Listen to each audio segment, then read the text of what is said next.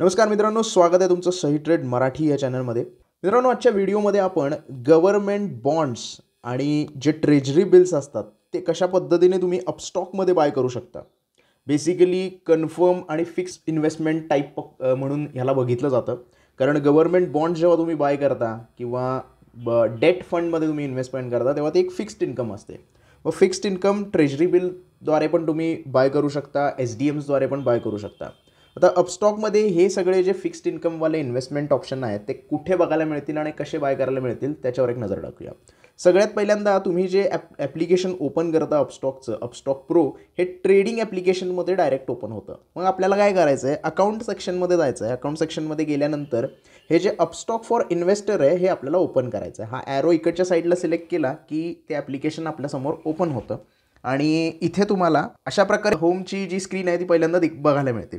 त्यानंतर आपल्याला मोरमध्ये जायचं आहे. मोरमध्ये गेल्यानंतर इथे तुम्हाला गोल्ड बॉन्ड्सबद्दल इंट्रोडक्शन आणि इन्व्हेस्टमेंटची माहिती मिळते, IPOsबद्दल मिळते. आणि तिसरा जो ऑप्शन आपल्याला बघायला मिळतो फिक्स्ड इन्कम इन्व्हेस्टमेंट, त्याच्यामध्ये तुम्ही फिक्स्ड इन्कम ॲसेट्स जे आहेत जसं की बॉन्ड्स किंवा ट्रेजरी बिल्स किंवा स्टेट गव्हर्नमेंटचे जे बॉन्ड असतात त्याच्यामध्ये तुम्ही इन्व्हेस्टमेंट करू शकता.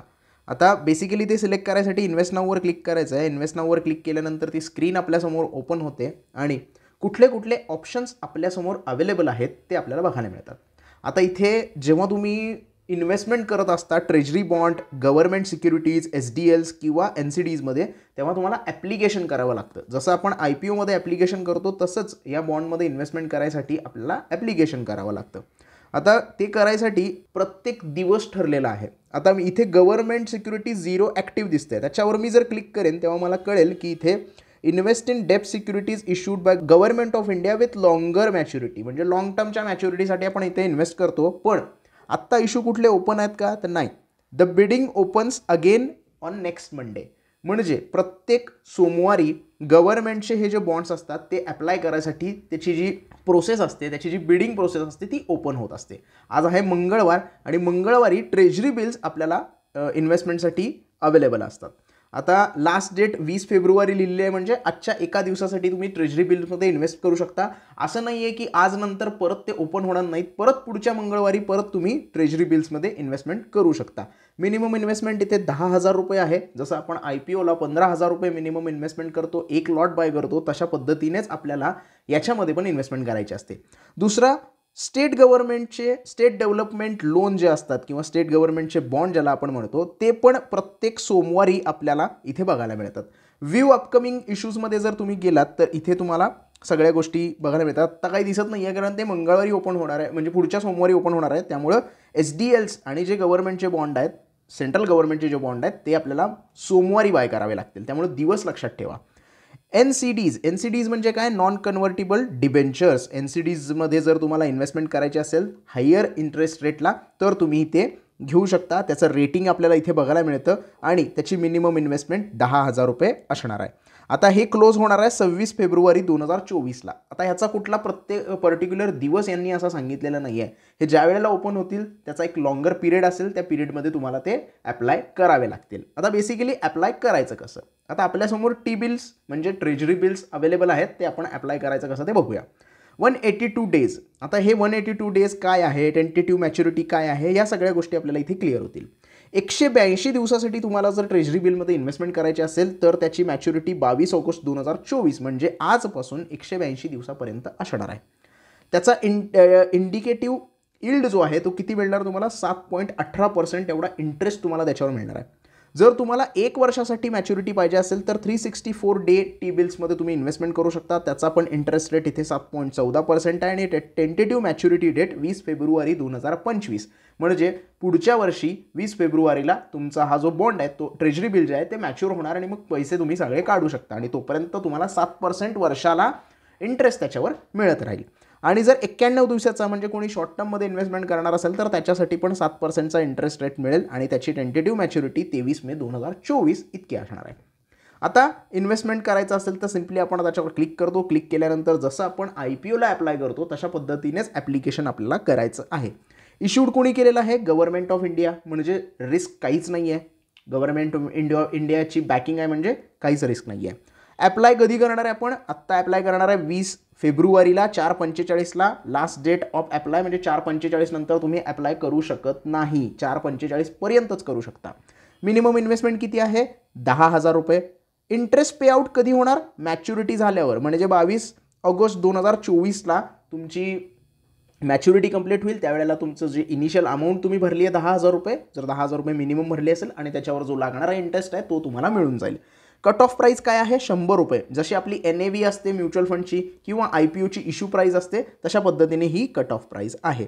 आता इथे ॲप्लिकेशन ओपन झालं आहे 19 तारखेला, म्हणजे काल म्हणजे सोमवार होता, काल ओपन झालं आहे, आज संपणार आहे आणि अलॉटमेंट आपल्याला मिळणार आहे 22 तारखेला. म्हणजे 22 तारखेला आपल्याला कळेल की आपल्याला याची अलॉटमेंट मिळाली आहे का नाही मिळाली. नाही मिळाली तर तुमची जी अमाऊंट ब्लॉक झालेली असते ती परत रिलीज केली जाते, मग ती अमाऊंट तुम्ही दुसरीकडे वापरू शकता, तोपर्यंत अमाऊंट ब्लॉक केली जाईल. ॲप्लाय करायचं आहे. ॲप्लाय केल्यानंतर इथे तुम्हाला युनिट्स टाकायचे आहेत. युनिट्स टाकायचे आहेत, त्यांनी लिहिलं आहे की value should be multiple of 100 युनिट्समध्ये. आता मला इथे 1 युनिट जर घेतलं तर 1 युनिट 100 रुपये चार्ज होणार, 10 युनिट घेतले तर 1,000 रुपये चार्ज होणार आणि 100 युनिट म्हणजे 100 युनिटचा एक लॉट आहे तर 10,000 रुपये आपल्याला चार्ज होणार. मग आता त्याप्रमाणे आपल्याला युनिट्स टाकायचे आहेत. तुम्ही इथे 200 युनिट घेतले तर 20,000 रुपये तुमचे इन्व्हेस्ट होणार, 500 युनिट घेतले तर 50,000 रुपये इन्व्हेस्ट तुमचे इथे होणार आहेत. तर 100 युनिटसाठी आपण ॲप्लाय करूया. कंटिन्यू करायचं आहे. कंटिन्यू केल्यानंतर इथे सिम्पली तुम्हाला 100 युनिट मिळणार आहेत, 10,000 रुपयाचे 100 युनिट आणि 1 युनिटची प्राईज आहे इथे 100 रुपये.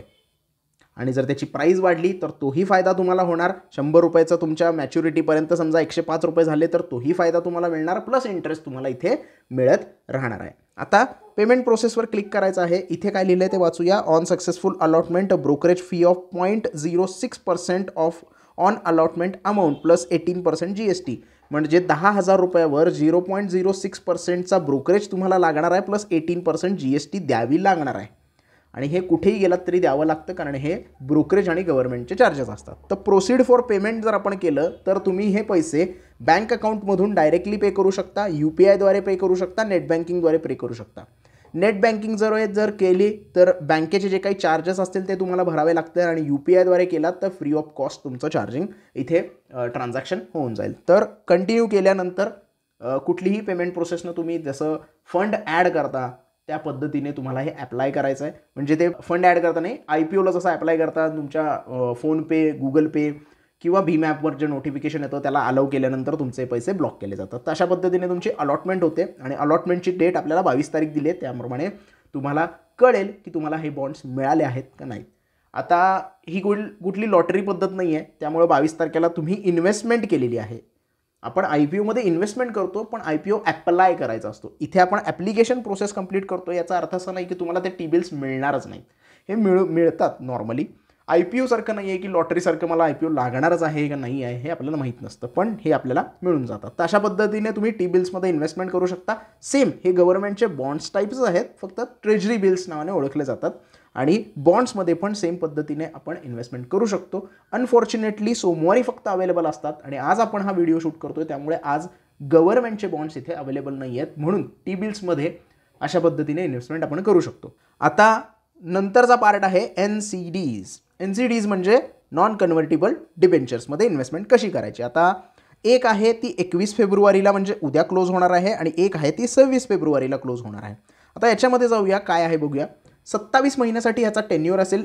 तुम्हाला इंटरेस्ट रेट बघायला मिळतोय ते 11%, म्हणजे बघा 7% कुठे 11% कुठे, जास्त आपल्याला इथे जो आहे तो इंटरेस्ट रेट बघायला मिळतो. इंटरेस्ट पेआउट किती आहे? ॲन्युअली असणार आहे, म्हणजे 27 महिन्यानंतर मॅच्युरिटी डेट आहे, पण पहिल्या 12 महिन्यानंतर तुम्हाला 11% जो इंटरेस्ट आहे तो जमा केला जाईल. परत दुसऱ्या 12 महिन्यानंतर तुमचा जो इंटरेस्ट आहे तो जमा केला जाईल आणि राहिलेल्या 3 महिन्यानंतर जे काही तुमचा इंटरेस्ट 3 महिन्याचा जमा होईल तो तुमच्या मॅच्युरिटी पिरियडनंतर तुमच्याकडे जमा केला जाईल. आता सगळ्यात पहिल्यांदा इथे बघूया, व्ह्यू मोर इंटरेस्ट रेट बघायचे असतील तर तुम्ही इथे बघू शकता. 18 महिन्यासाठी तुम्हाला 10.75% लागेल. 27 महिन्यासाठी मंथली 10.50% जर तुम्ही सिलेक्ट करत असाल तर तेही करू शकता. क्वार्टरली सिलेक्ट करायचं तर क्वार्टरली सिलेक्ट करू शकता. आणि इथे जर आपण सिलेक्ट करायचा ऑप्शन सिलेक्ट केला मंथलीचा 10.50% मंथली तुम्हाला इंटरेस्ट पे आउट पाहिजे असेल, महिन्याला 10% मिळणार नाही.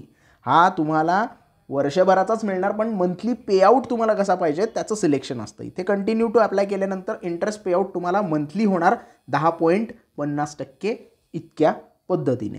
मिनिमम इन्व्हेस्टमेंट इथे पण 10,000 आहे. कुपन रेट आहे 10.50%. 27 महिन्याची इथे मॅच्युरिटी आणि फेस व्हॅल्यू आहे 1,000 रुपये. टाईमलाईन जर बघितली आहेत आपण, इथे आपल्याला बघायला मिळेल की ॲप्लिकेशन ओपन झालं आहे 8 तारखेला, म्हणजे 8 तारखेला ओपन झालं आहे. आज 20 तारीख आहे, आपण खूप लेट झालो आहे. ॲप्लिकेशन एंड होणार आहे उद्या 21 तारखेला. अलॉटमेंट फिनिश होणार आहे 1 मार्चला. रिफंड इनिशिएट होणार आहे 4 मार्चला. लिस्टिंग होणार आहे 5 मार्चला. आता आपण IPO जसा अप्लाय करतो त्या पद्धतीने ही प्रोसेस कंप्लीट होणार आहे, कारण इथे अलॉटमेंट मिळणार आहे. जर तुम्ही अप्लाय केलं, तुम्हाला जर अलॉटमेंट मिळाली तरच ही इन्व्हेस्टमेंट तुमची होणार आहे, अदरवाईज तुमचे पैसे तुम्हाला परत मिळणार आहेत. सो अशा पद्धतीने हे ॲप्लिकेशन करावं लागतं आणि त्यानंतर तुम्हाला ते मिळतं. अवेलेबल इन पोर्टफोलिओ 4 मार्चला तुम्हाला मिळून जाईल. आता ही कंपनीची जर माहिती बघायची झाली तर या पद्धतीने तुम्ही कंपनीची माहिती बघू शकता. कधी कंपनी आली आहे, हेड ऑफिस कुठं आहे, NBFC आहे, या पद्धतीने सगळ्या गोष्टी तुम्हाला बघायला मिळतात. ॲप्लायवर क्लिक केल्यानंतर किती युनिट्स तुम्हाला बाय करायचे आहेत हे युनिट्स तुम्हाला इथे एंटर करायचे आहेत. समजा 1 युनिट बाय केलं तर 1,000 रुपये, पण 10पेक्षा जास्त असले पाहिजेत. 10 युनिट्स म्हणजे 1 लॉट आहे. कारण फेस व्हॅल्यू 1,000 आहे.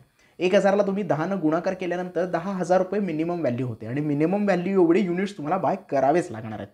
सो ही गोष्ट तुम्ही कायम लक्षात ठेवायची आहे.